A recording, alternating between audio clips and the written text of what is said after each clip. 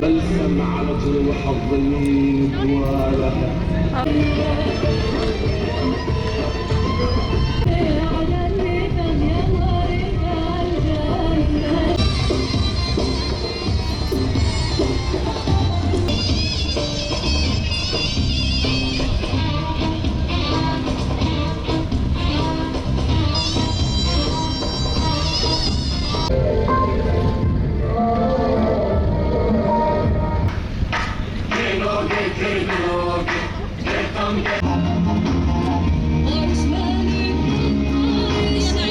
والإنسان الذي اقترب عن الطبيعة أصبح غريبا عن ذاته وعن المرأة والمجتمع أيضا، فإن الجينيولوجيا تهتم وتعتبر نفسها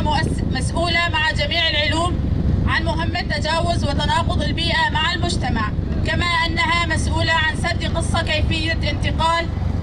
وتحول والثقافة تؤمن بالطبيعة وتحترمها. كما وضح القائد عبد الله وجلان أن الذهنية المحرومة من علم البيئة لا تستطيع أن تحمي نفسها من الانحراف والتفكك. تنامي وتصاعد الجرائم المرتكبة بحق المرأة في كافة بقاع العالم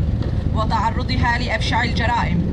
حيث يقتل يوميا عدد لا يستهان به من النساء، ذنبها الوحيد فقط أنها امرأة. تزداد مقاومة المرأة قوة، حيث إنها تزداد مقاومة المرأة قوة،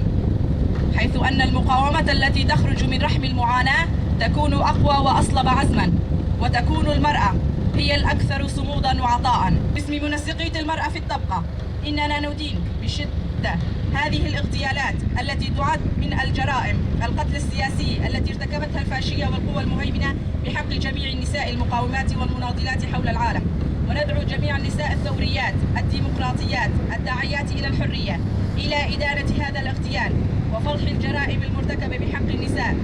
ورفع وتيرة النضال في وجه الاحتلال تحت شعار جنج أنا أعتدي.